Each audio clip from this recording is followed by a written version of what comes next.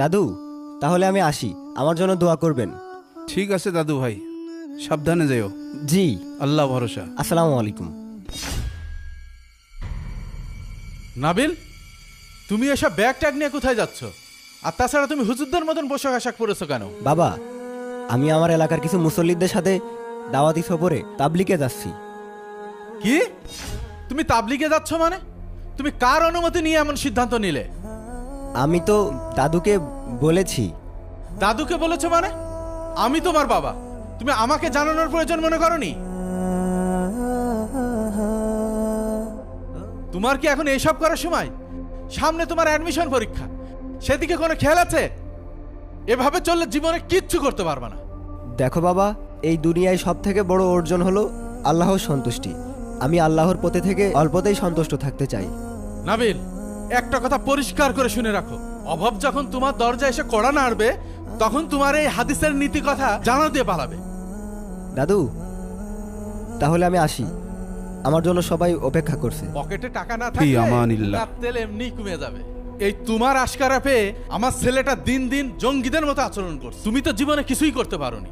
ভাগ্যিস আমার চাকরিটা ছিল, তাই দুবেলা দুমুঠো খেতে পাচ্ছ। এই আয়, দাদুর আশকারা পেলে তুইও খারাপ হয়ে যাবি। তোমাকে যদি আমি অন্য মানুষের মতো বৃদ্ধাশ্রমে রেখে আসতাম, তাহলে আজকে আমার ছেলেকে অধপতনে দেখতে হতো না।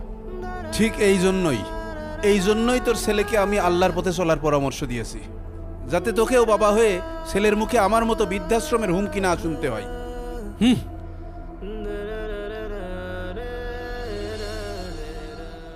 আলহামদুলিল্লাহ, 40 দিনের সফর শেষ করে অবশেষে বাড়িতে আসলাম।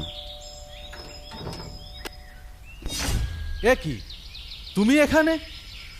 তোমার জন্য এই বাসার দরজা চিরদিনের জন্য বন্ধ। কিন্তু বাবা, আমি তো ভুল কিছু করিনি। ভুল কিছু করনি মানে?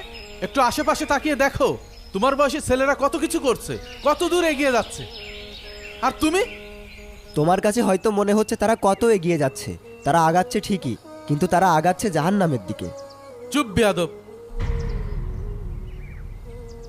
একটু বাইরে গিয়ে দেখো দুনিয়াটা কত কঠিন, এত সহজ না।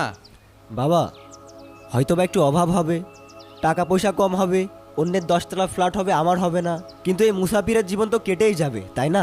অত কথা শুনতে চাই না। তুমি আর এই বাড়িতে আসতে পারবে না, যাও, বেরিয়ে যাও। আর কোনোদিন যেন এই বাসার সামনে আসতে না দেখি।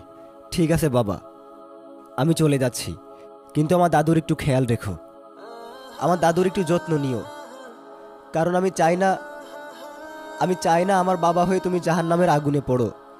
কারণ মহানবী সাল্লাল্লাহু আলাইহি সাল্লাম বলেছেন, ধ্বংস হোক সেই ব্যক্তি যে তার বৃদ্ধ পিতামাতাকে পেল কিন্তু তাদের খেদমত করে জান্নাত লাভ করতে পারল না। একটু খেয়াল রেখো, আল্লাহই আমার জন্য যথেষ্ট। কারণ মহানবী সাল্লাল্লাহু আলাইহি সাল্লাম বলেছেন, ধ্বংস হোক সেই ব্যক্তি যে তার বৃদ্ধ পিতামাতাকে পেল কিন্তু তাদের খেদমত করে জান্নাত লাভ করতে পারল না। নাবিল, তুই যাস না বাবা। সন্তানের অন্তরে আল্লাহর ভয় এবং রাসূল সাল্লাল্লাহু আলাইহি ওয়াসাল্লামের সুন্নাহর প্রতি ভালোবাসা সৃষ্টি করা বাবার অন্যতম কর্তব্য। পৃথিবীর অন্য শিক্ষা যতই উন্নত হোক না কেন, দ্বীনি শিক্ষা ছাড়া একটি সন্তান কখনো প্রকৃত অর্থে সৎ, সফল এবং আলোকিত জীবনযাপন করতে পারে না। তাই ছেলেকে কুরআন ও হাদিসের আলোকে জীবনের দিক নির্দেশনা দিতে না পারলে একজন বাবা তার প্রধান দায়িত্ব পালনে ব্যর্থ হন।